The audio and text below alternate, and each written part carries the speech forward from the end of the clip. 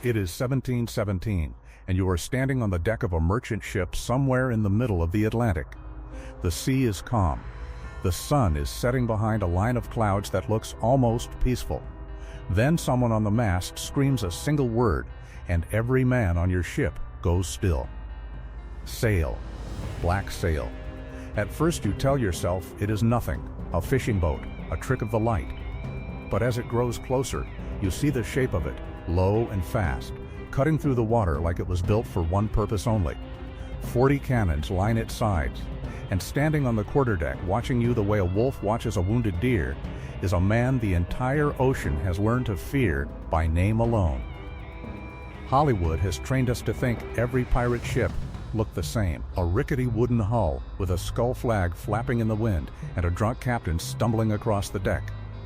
The truth is far more terrifying and far more real. Some of these vessels were not ships at all. They were floating fortresses, engineering marvels stolen and rebuilt by men who had nothing left to lose and in the hands of the right captain. They became weapons capable of humbling entire empires. Today, we are going to open the logbooks of 5 of these ships, the 5 most dangerous vessels of the Golden Age of Piracy, and by the time we reach the first one, you will understand why kings themselves lost sleep over what sailed beneath that black flag. If stories like this keep you up at night wondering how much of pirate history is myth and how much is real, stay with me, because what happens next on this list gets stranger with every ship. We begin with a vessel that was never supposed to become a weapon at all. The Whydah galley started her life in London as a slave ship, built for speed so she could outrun disease, storms, and rival traders on the brutal crossing between Africa and the Caribbean. She was fast, sleek, and heavily reinforced, everything a slave trader could want. Nobody who built her imagined she would end up in the hands of a young sailor named Samuel Bellamy, a man history would come to know as Black Sam. Here is the first turn in this story. Bellamy did not want to be a criminal. He had gone to sea as a young man, chasing sunken Spanish treasure off the coast of Florida, hoping to earn enough money to marry a woman back in Cape Cod whose family considered him beneath her. When the treasure hunt failed, something in him broke, and he turned to piracy instead, not out of greed, but out of desperation to prove he was worth something. In early 1717, his small fleet caught up with the Whydah in the Bahama Channel. After a 3-day chase, her captain surrendered without a real fight, and Bellamy made a decision that would define the rest of his short life. Instead of taking her cargo and moving on, he took the ship itself. He stripped her down and rebuilt her as a warship, mounting 28 cannons along her hull and turning her into one of the fastest, most heavily armed pirate vessels in the Atlantic. In less than a year, Bellamy and his crew captured more than 50 ships. He became, by some accounts, the wealthiest pirate who ever lived, richer even than the men whose names we remember more clearly today. His crew called themselves Robin Hood's Men, and there are accounts of Bellamy giving speeches to captured merchant captains about the injustice of a world that let rich men steal legally through law while poor men were hanged for stealing to survive. And then comes the second turn, the one nobody on that ship saw coming. In April of 1717, the Whydah was sailing up the coast of New England, her hold packed with gold, silver, and ivory worth what would be tens of millions of dollars today. A storm rose off Cape Cod, the kind of storm sailors prayed never to meet. Bellamy pushed forward instead of running for safe harbor, perhaps overconfident after a year of victories, perhaps simply out of options. The waves that night were reported to be over 30 feet high. The Whydah was thrown against a sandbar and torn apart. Of the 146 men aboard, only 2 survived. Bellamy's body was never identified. The ship that had made him the richest pirate on the ocean took him down with her, and she lay lost beneath the sand for over 260 years, until wreck hunters finally found her bell in 1984, the first confirmed pirate shipwreck ever recovered. The most dangerous ship on this list, in the end, was defeated not by cannon fire, but by the sea itself. Our next ship belonged to a man whose single act of piracy triggered an international diplomatic crisis and turned him into the most wanted criminal on the planet. Henry Every was an experienced sailor, a former Royal Navy man who had grown disgusted with how badly his crew was treated on a privateering voyage that paid them nothing for months. In 1694, instead of accepting it, he led a mutiny, seized command of a ship called the Charles II, and renamed her Fancy. Here is the third turning point. Every did not simply want to rob merchant ships. He wanted the single greatest prize the ocean had ever offered, and he found it.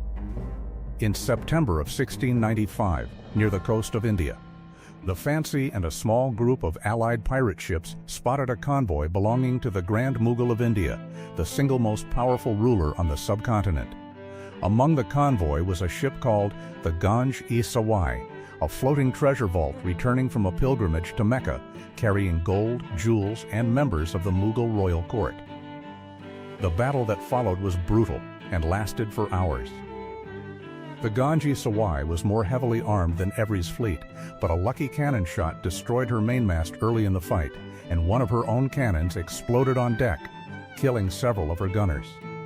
Every's men boarded her and seized what remains to this day the single richest prize any pirate crew ever captured, an amount worth hundreds of millions of dollars in modern currency. But here is the fourth and darkest turn. What followed the capture was not celebration. It was horror.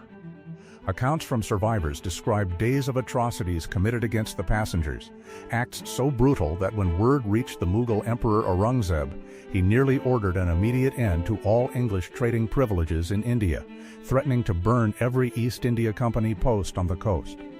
The English East India Company was forced to pay enormous reparations and publicly declare Every and his men enemies of all mankind, the very first time that legal phrase was ever used, a phrase that would go on to define how the world treated pirates for the next century.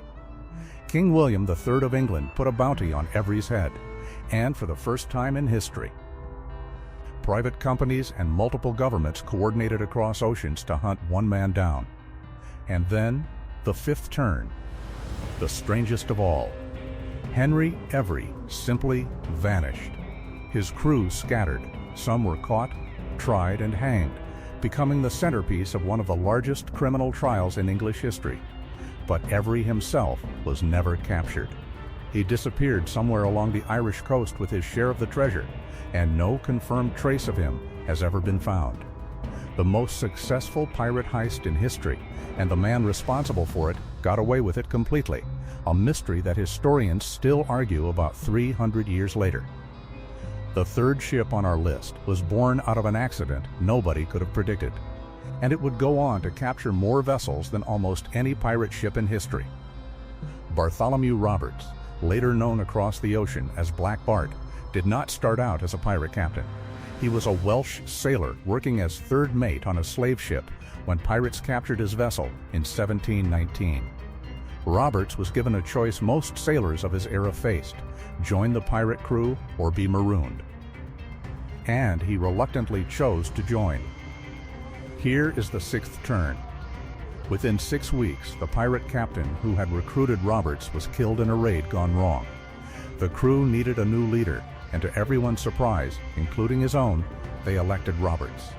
He was educated, sober, and disciplined in a world of chaos, and it turned out those qualities made him one of the most effective pirate captains who ever lived. Roberts reportedly said that a merry life and a short one would be his motto, and he lived by it completely, going on to capture more than 400 ships in just under 4 years, a number that dwarfs nearly every other pirate in recorded history.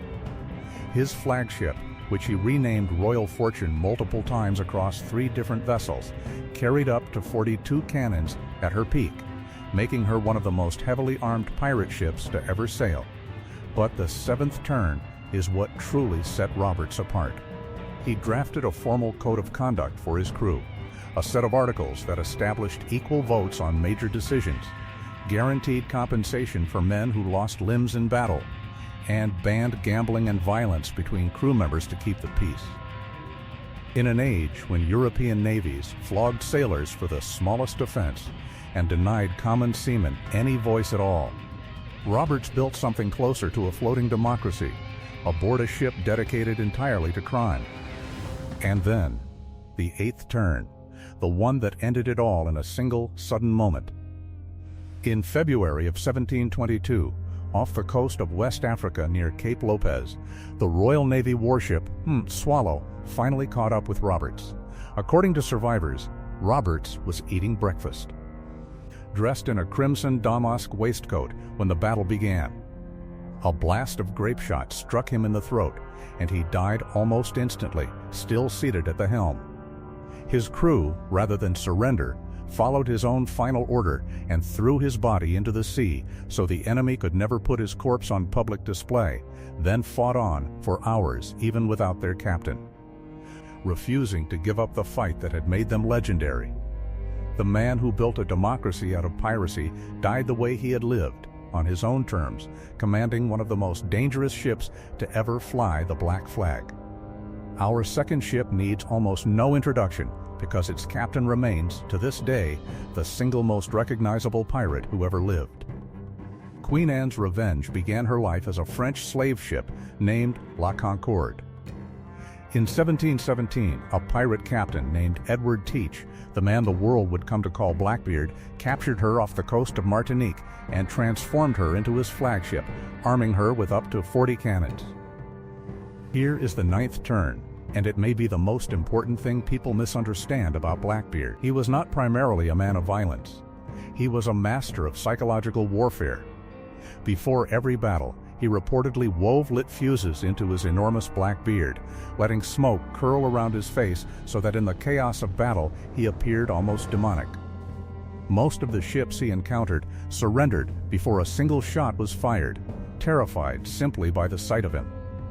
There is remarkably little documented evidence that Blackbeard ever killed anyone before his final battle. His true weapon was fear itself, and it worked better than any cannon on his deck. In May of 1718, Blackbeard did something no pirate had dared attempt before. He blockaded the entire port of Charleston, South Carolina, with Queen Anne's Revenge and several smaller ships, holding the city's harbor hostage and taking prisoners until the local governor agreed to send him a chest of medicine.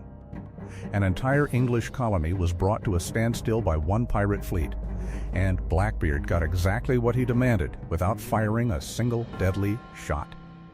But the 10th turn reveals a side of Blackbeard that most people never hear about. Barely a month after the Charleston blockade, at the height of his power, Blackbeard deliberately ran Queen Anne's Revenge aground on a sandbar near Beaufort, North Carolina. Historians now widely believe this was not an accident at all, but a calculated betrayal.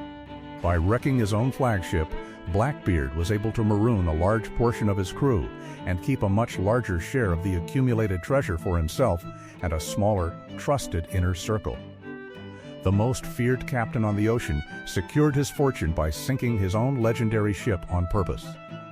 His story ended a few months later, in November of 1718, when Lieutenant Robert Maynard of the Royal Navy cornered him near Ocracoke Inlet. The battle was ferocious, and accounts describe Blackbeard being shot and cut more than 20 times before he finally fell.